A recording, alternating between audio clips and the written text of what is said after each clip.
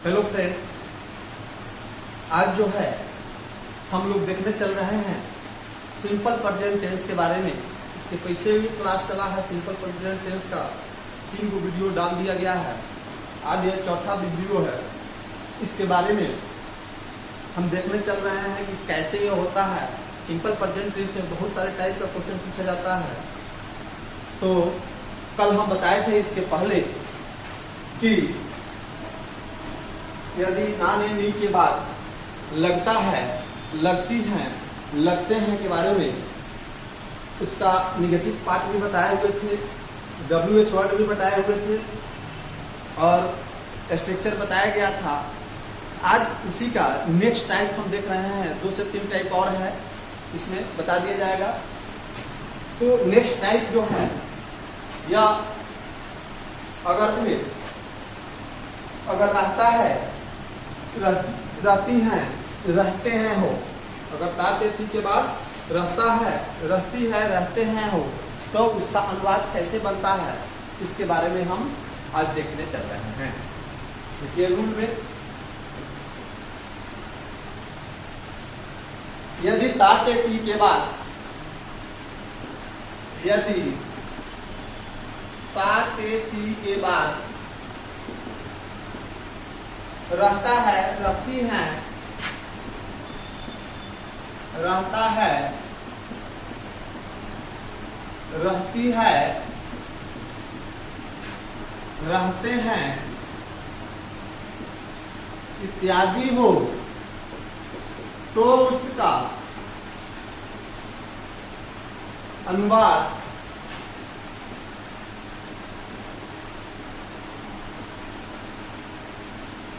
इस प्रकार बनता है। यदि ताते के बाद रहता है, रहती है, रहते हैं इत्यादि हो, तो उसका अनुवाद इस प्रकार बनता है। इसका स्ट्रक्चर लिख लीजिए।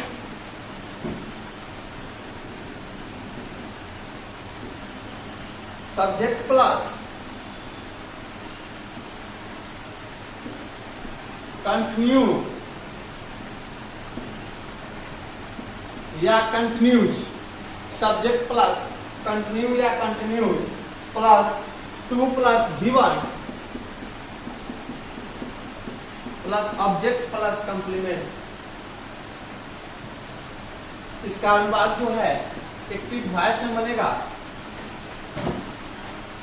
ऑब्जेक्ट प्लस कंटिन्यू या continues plus 2B plus V3 plus complement. इसका अनुवाद पैसिव वॉइस में बनेगा। ध्यान दीजिए, कंटिन्यू जोड़े हैं, यानी ताती के बाद रहता है, रहती है, रहते हैं लगा रहता है। इसके कहने का मतलब ये है, ये लगातार रहता है, यह जो है लगातार बने रहता है। इसलिए इसका अनुवाद जो है इसलिए इसका अनुवाद जो है कंटिन्यू या कंटिन्यूज जोड़कर बनाते हैं। यानी कंटिन्यू का मतलब है कि कोई वर्क अगर हो रहा है तो वह लगातार हो रहा है, यानी वह रनिंग में है, यानी वह रुकने का कार्य नाम नहीं ले रहा है, यानी वह लगातार चल ही रहा है। इसलिए हम कंटिन्यू या कंटिन्यूज जोड़कर उस वाक्य को, ऐसे वाक्य को बनाते हैं। तो सबसे पहले एक एग्जाम्पल इस पर लिया जाए जिससे समझ में हम लोगों को आए।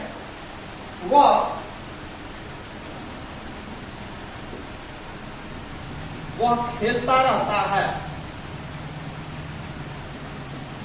वह खेलता रहता है, यानी कहा जा रहा है कि वह लगातार खेलता रहता है। सबसे पहले हम देखेंगे कि अनुवाद जो है वह एक्टिव में बनेगा या पैसिव में बनेगा। इस पर हम लोग विचार करेंगे कि इस पर यह अनुवाद जो है एक्टिव में बनेगा कि पैसिव में बनेगा। आपको पहले बताया गया है कि जब सब्जेक्ट रहता है तो उसका अनुवाद जो है एक्टिव वॉइस में बनता है। किसमें बनता है? एक्टिव वॉइस में बनता है। लेकिन जब ऑब्जेक्ट रहता है तब उसका अनुवाद किसमें बनता है? पैसिव वॉइस में। तो कौन खेलता रहता है? वह खेलता रहता है। वह क्या है? सब्जेक्ट है। और खेलता रहता है क्या है? यह वर्ब हो गया। तो इससे हमको साबित यही हुआ कि यह अनुवाद जो है एक्टिव वॉइस में बनेगा। किसमें बनेगा? एक्टिव वॉइस में बनेगा। और एक्टिव वॉइस में बनेगा एक्टिव वॉइस का अनुवाद ऊपर स्ट्रक्चर ऊपर दिया गया है, इस पर हम डालेंगे, अनुवाद बन जाएगा। तो कैसे बनेगा? तो ही कंटिन्यू लगेगा कि continues, continue to play, he continue to play. एक और एग्जांपल दिया जाए इस पर, वह मुझे तंग करता रहता है, वह मुझे तंग करता रहता है, वह मुझे तंग करता रहता है। सबसे इस तरह का अनुवाद जब भी आपको मिले कहीं भी, तो सबसे पहले छांटने का तरीका मालूम करेंगे। इसको जब अनुवाद को हम छांट लेंगे अच्छी तरह से, तो समझिए कि हमसे अनुवाद वह पूरी तरह बन गया। तो वह मुझे तंग करता रहता है, यानी परेशान करता रहता है। तो इसका अनुवाद जो भी बनेगा तो कैसे बनेगा, इसको पहले छांटेंगे तब पता चलेगा। तो तंग करना का होता है, यह वर्ब हो गया। किसे तंग करता है? मुझे तंग करता है। तो मुझे से बताए थे कि ऑब्जेक्ट पहचानना है, और कौन तंग करता है? वह करता है, यानी वह जो हो गया सब्जेक्ट हो गया। तो वाक्य में जब सब्जेक्ट ऑब्जेक्ट दोनों हो, तो उसका अनुवाद जब भी हम बनाएंगे तो कैसे बनाएंगे? एक्टिव वॉइस में बनाएंगे। तो अनुवाद बनेगा हमारा एक्टिव वॉइस में। एक्टिव वॉइस का structure, he continue to, he continue to vexed. Vex मतलब क्या होता है? तंग करना। ही कंटिन्यू टू वेक्स भी या डिस्टर्ब भी लिख सकते हैं। ही कंटिन्यू टू डिस्टर्ब मी, यानी अनुवाद आपका बन गया। वेक्स का मतलब भी तंग करना होता है, या डिस्टर्ब का मतलब भी तंग करना होता है। तो ही continue to disturb me. Next example एक और लिया जाए। इस सड़क की मरम्मत होती रहती है, इस सड़क की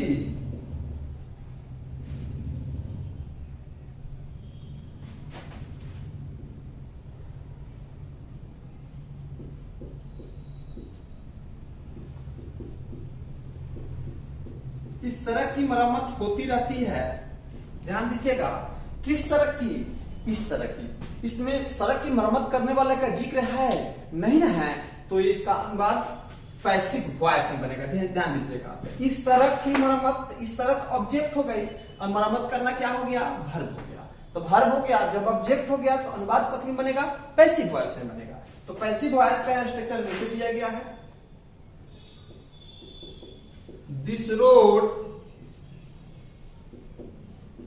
कंटिन्यूज टू बी, यहां पैसिव वॉइस में टू बी प्लस V3 का प्रयोग करते हैं। This road continues to be repaired,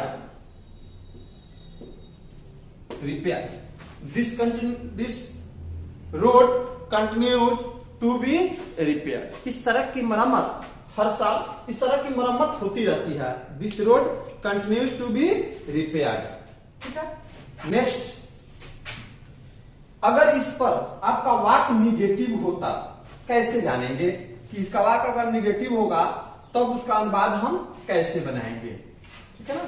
तो निगेटिव होगा तो स्ट्रक्चर यही है, केवल उसमें हम लगा देंगे, क्या लगाएंगे?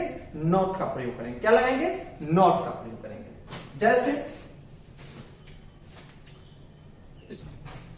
यदि वाक्य निगेटिव होता, यदि वाक्य निगेटिव हो तब, यदि वाक्य निगेटिव होगा, एग्जाम्पल तो स्ट्रक्चर लिख लीजिएगा। सब्जेक्ट प्लस डू या does plus not plus continue कीजिएगा। सब्जेक्ट प्लस डू या does plus not plus continue plus to plus V1 plus object plus complement. Subject plus do या does plus not plus continue plus to plus V1 plus object plus complement, यानी इसका अनुवाद बनेगा active voice में। Object plus do या does plus not, object plus do या does plus not plus continue plus to B कर दीजिएगा plus V3 plus complement. यहाँ एक चीज ध्यान देना है कि अगर निगेटिव नहीं रहे तो कंटिन्यू या कंटिन्यूज उस सेंटेंस के यानी सब्जेक्ट या ऑब्जेक्ट के अनुसार प्रयोग होता है, लेकिन जब निगेटिव रहे या इंट्रोगेटिव रहे या WH वर्ड रहे तो उसमें केवल कंटिन्यू का प्रयोग करेंगे। इसका अनुवाद ऑब्जेक्ट से स्टार्ट है तो अनुवाद जब भी बनेगा तो किससे बनेगा? पैसिव वॉइस में बनेगा। एक एग्जांपल लीजिए इसको, वह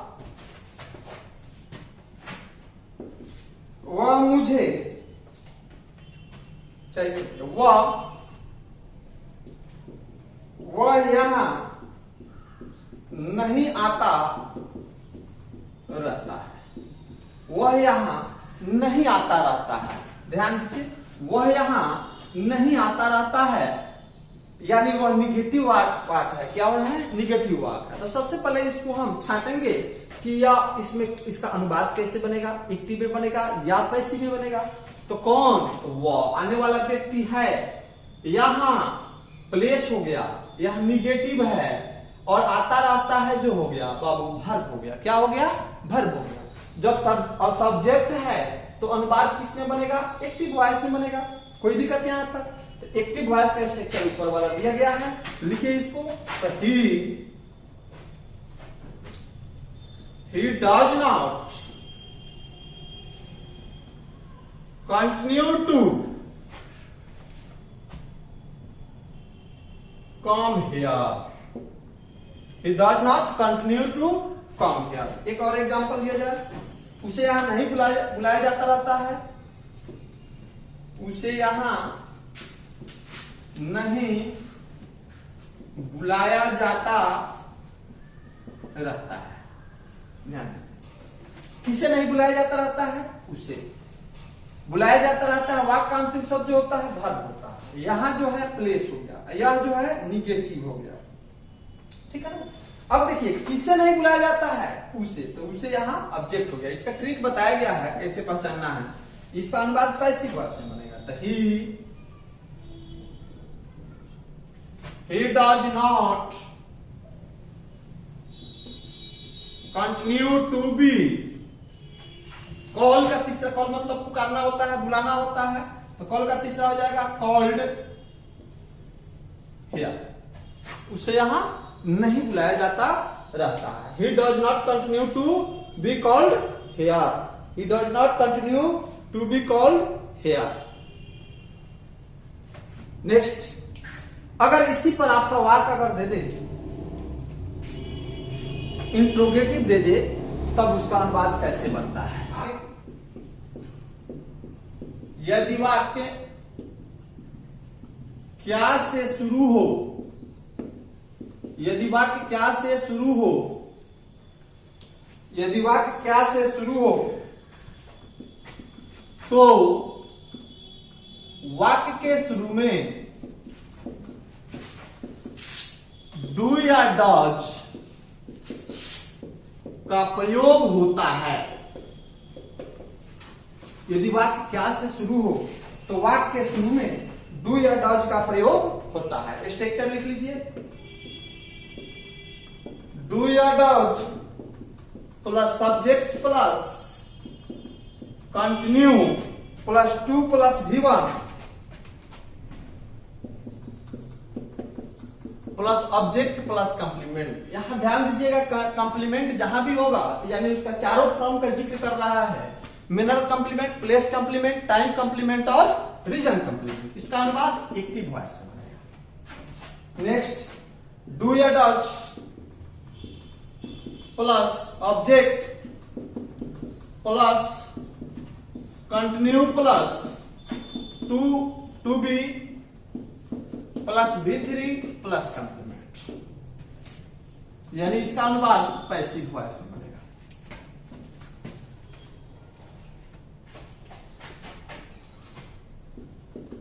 क्या वह खेलता रहता है? क्या वह खेलता रहता है? तो इसको सबसे पहले छांटेंगे। तो खेलता रहता है वर्ब हो गया, वह जो है सब्जेक्ट हो गया, और वह क्या है? इंट्रोगेटिव वाक्य है। इंट्रोगेटिव वाक्य है तो इंट्रोगेटिव वाक्य है, तो अभी बताए हैं कि इंट्रोगेटिव वाक्य जहां भी होगा तो यानी हेल्पिंग वर्ब को हम कहां लिखते हैं, सबसे पहले लिखते हैं। तो यह क्या हो जाएगा, ही जो है थर्ड पर्सन है, तो थर्ड पर्सन के साथ डू का प्रयोग करेंगे कि डज का, यानी डज का। तो does he continue to play, does he continue to play, does he continue to play. Next एक और एग्जांपल लीजिए, क्या हुआ, पिटाता रहता है, कौन, वह, सब्जेक्ट, पिटाता रहता है, verb, active voice, does he, अच्छा ध्यान रखिए एक्टिव वॉइस में नहीं बनेगा बाबू, पैसिव वॉइस में बनेगा। देखिए वह पिटाता रहता है, लेकिन पिटने वाला कोई है इसमें, कर्ता का जिक्र है नहीं है, तो यह हो जाएगा कर्ता का जिक्र, पहले बताया गया ऑब्जेक्ट में कर्ता का जिक्र यानी डूअर अगर नहीं हो तो वहां उसका अनुपात पैसिव वॉइस में बनाया जाएगा। तो does he continue to be bitten, does he continue to be bitten, वह क्या वह पिटाता रहता है। अगर वाक्य किसी में रहे और WH वर्ड पर अगर दे दिया जाए तब कैसे बनाएंगे, यदि वाक्य WH वर्ड होता, यदि वाक्य WH वर्ड हो तब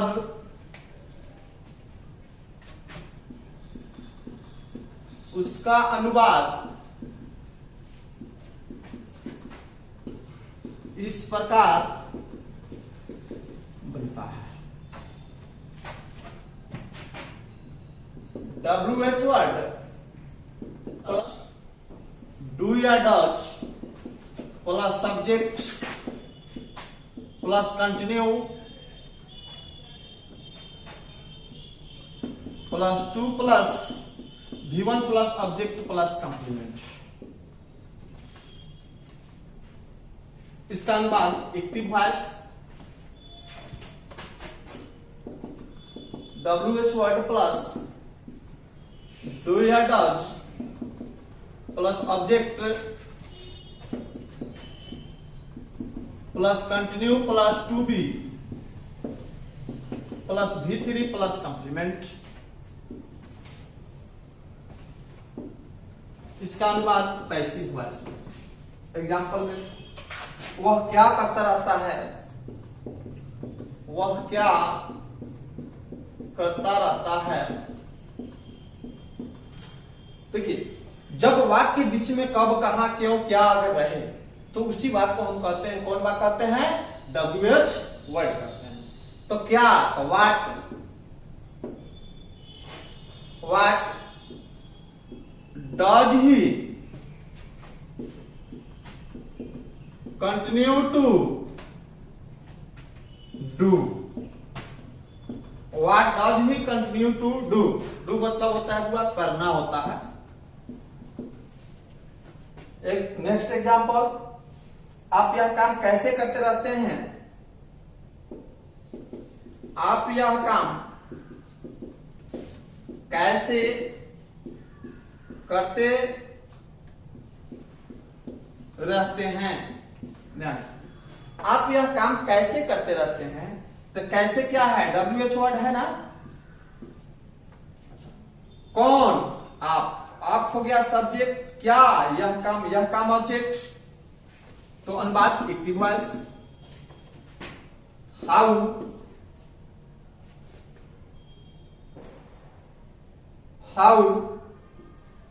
डू यू, सेकेंड पर्सन है इसलिए डू का प्रयोग हुआ है, how do you continue to do this work,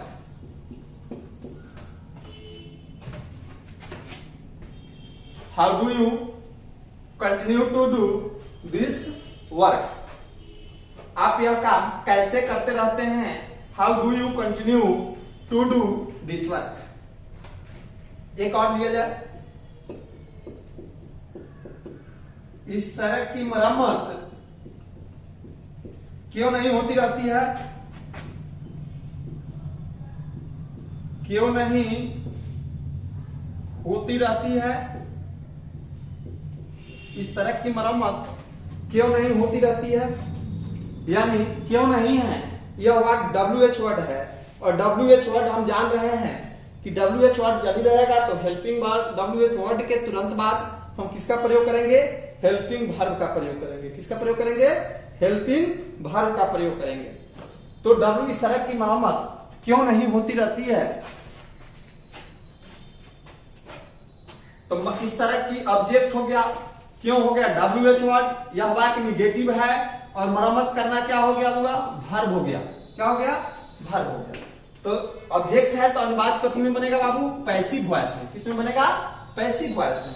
तो passive voice, this road, sorry this road नहीं, कैसे, क्यों ना है, WH होता है। तो why does this road, why does this road not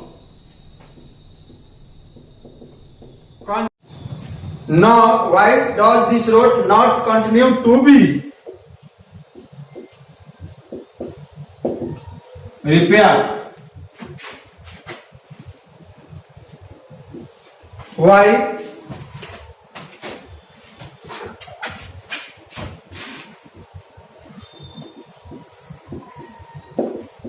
repair?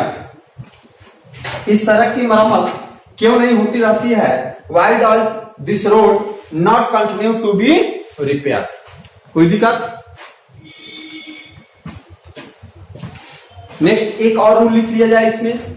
अगर वाक्य में आपको रहे देता है, देती हैं, देते हैं, ना नेमी के बाद अगर वाक्य में रहे देता है, देती है, देते हैं, तब वहां कैसे समझेंगे कि यह अनुवाद किस तरह बनेगा? देता है, देती है, देते हैं। ठीक है, कोई दिक्कत नहीं है, इसी पर बनेगा। इसका थोड़ा चेंज हो जाएगा। लिखिए, यदि ना नेमी के बाद, नेक्स्ट रूल, यदि ना नेमी के बाद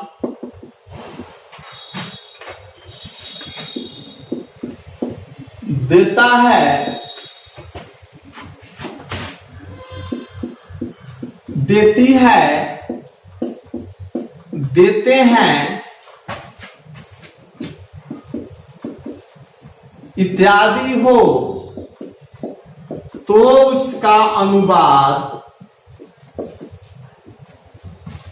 तो उसका अनुवाद इस प्रकार बनता है। इसका स्ट्रक्चर सब्जेक्ट प्लस लेट या लेट्स से द्वारा बनाइएगा। सब्जेक्ट या प्लस लेट या let's plus object plus V1 plus complement. इसका अनुवाद एक्टिव वॉइस। फर्स्ट दिन ही मैंने बताया था कि 80% हम टेस्ट वॉइस जो है टेंस में ही पढ़ाते हैं। तो लेट या let's plus object plus V1 plus complement subject से है, इसलिए इसका अनुवाद एक्टिव वॉइस में क्या है? ऑब्जेक्ट प्लस, यहां देखिए, यहां चेंज हो जाएगा ना, object plus is are am कर दीजिएगा। Object plus is are am plus let, object plus is are am plus let plus V3 plus complement. इसका अनुवाद पैसिव वॉइस में, object plus is are am plus let plus V3 plus complement passive voice में। किसके लिए है? जब वाक्य के अंत में देता है, देती है, देते हैं इत्यादि लगा हो तब इसका अनुवाद बनाएंगे। सारा टाइप बताएंगे, बेचैन मत होइए, थोड़ा लंबा क्लास होगा, लेकिन एक एक टाइप आपको टेंस में पढ़ाएंगे, जिससे दुनिया का कोई भी ट्रांसलेशन हो आपके सामने आए तो आप उसको देखकर ही बना दीजिएगा। ठीक है, बेचैन मत होइए। हर एक टाइप आपको बताएंगे, आपको पता चल गया होगा। 3 क्लास पीछे पढ़ाए हैं, उसमें देखिएगा 3 को टाइप दिए हैं, क्योंकि ट्रांसलेशन अनुवाद जो होता है बहुत सारे टाइप का होता है, और जितना टाइप होता है हम कोशिश यही करेंगे कि सब टाइप को बताएं। एग्जाम्पल लिखा जाए, देखा जाए। वह मुझे पढ़ने देता है, वह मुझे पढ़ने देता है। ध्यान, वह मुझे पढ़ने देता है। किसे पढ़ने देता है? मुझे वह ऑब्जेक्ट पढ़ने देता है। कौन पढ़ने देता है? वह पढ़ने देता है, वह सब्जेक्ट। तो अनुवाद एक्टिव वॉइस में, एक्टिव वॉइस का ऊपर स्ट्रक्चर यहां दिया गया है। तो ही, अब देखिए ही के साथ लेट लगेगा कि लेट्स लगेगा? He lets me, object subject, he lets me read, he lets me read. वह मुझे पढ़ने देता है। मेरे पिताजी मुझे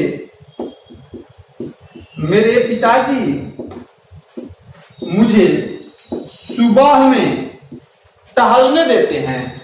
मेरे पिताजी मुझे सुबह में टहलने देते हैं। मेरे पिताजी मुझे सुबह में टहलने देते हैं। किसके पिताजी? मेरे पिताजी। किसे?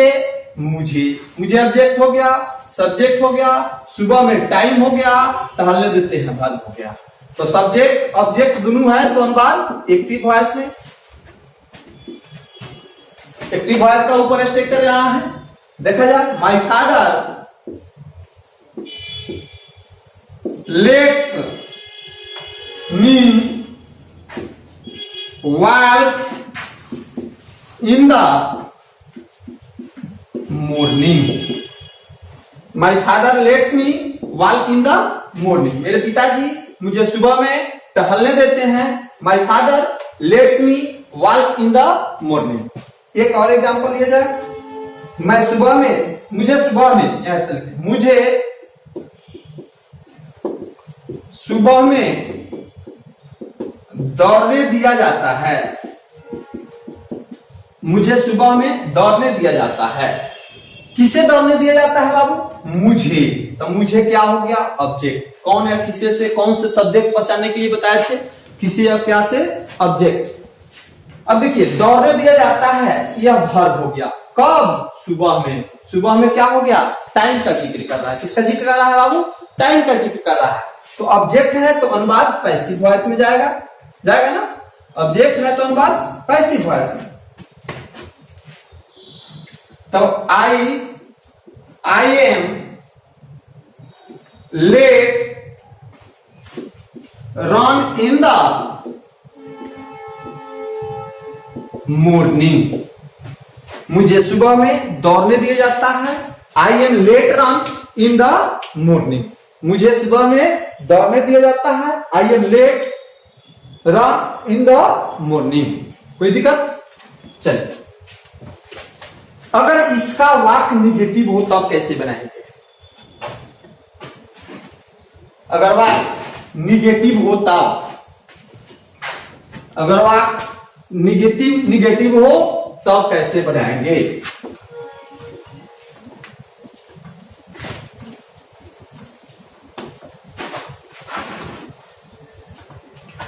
अगर वाक्य निगेटिव हो तब कैसे बनाएंगे?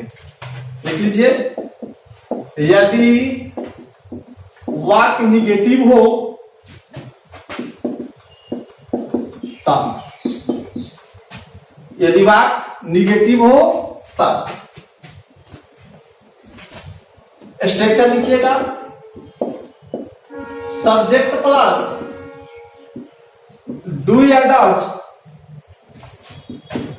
Plus not plus let plus object plus V1 plus complement. इसका अनुवाद active voice,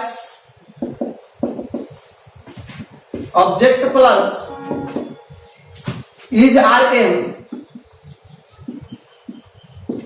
plus not object plus is are am plus not plus let plus V1 plus complement. ध्यान दीजिएगा यहां जिक्र हो रहा है, दोनों एक साथ आ रहा है, लेट लगा है इसलिए। एग्जाम्पल में वह मुझे नहीं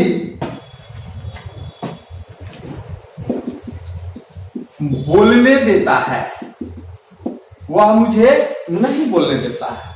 कौन नहीं बोलने देता है बाबू?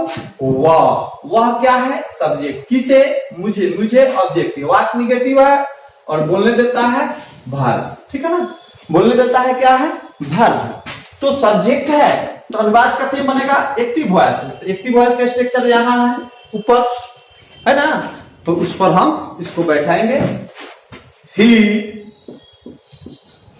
Does not let me speak. He does not let me speak, वह मुझे नहीं बोलने देता है। दूसरा एग्जांपल नेक्स्ट, मुझे रात में इधर उधर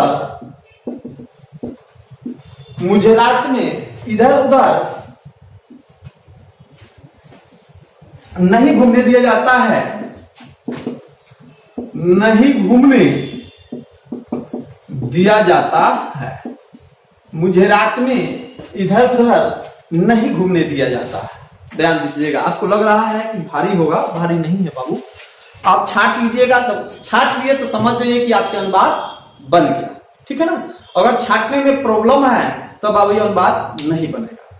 ठीक है ना, तो मुझे रात में इधर उधर नहीं घूमने दिया जाता है कहा जा रहा है, तो सबसे पहले छांटे किसे नहीं घूमने दिया जाता है? मुझे ऑब्जेक्ट। ठीक है, घूमने दिया जाता है वर्ब, निगेटिव है। ठीक है, कब? रात में, टाइम हो गया, इधर उधर मैनर है, नाम है। ठीक है ना, तो अनुवाद कथी में बनेगा बाबू? Passive voice.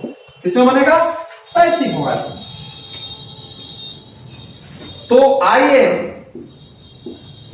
Not let work, I am not late work about जुड़कर about at night। I am not work about का यहां मतलब हो जाएगा इधर उधर। ठीक है ना, I am not late work about at night। मुझे रात में इधर उधर नहीं घूमने दिया जाता है।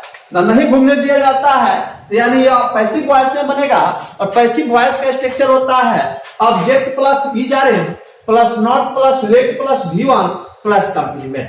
ठीक है ना, I am not let walk about at night. मुझे रात में इधर उधर नहीं घूमने दिया जाता है। नेक्स्ट एक और एग्जांपल, मेरी माँ मुझे तेल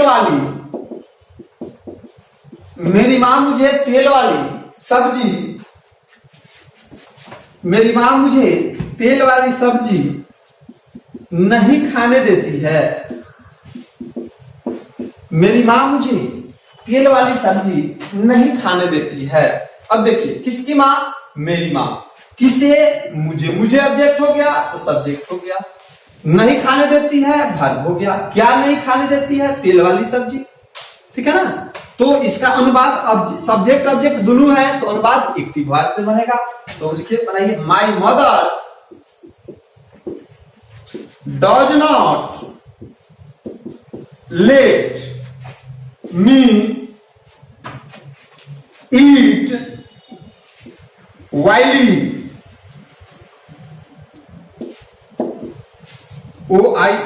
while vegetable। My mother does not let me eat while vegetable। while vegetable का मतलब होता है तेल वाली सब्जी। ठीक है ना, तो my mother does not let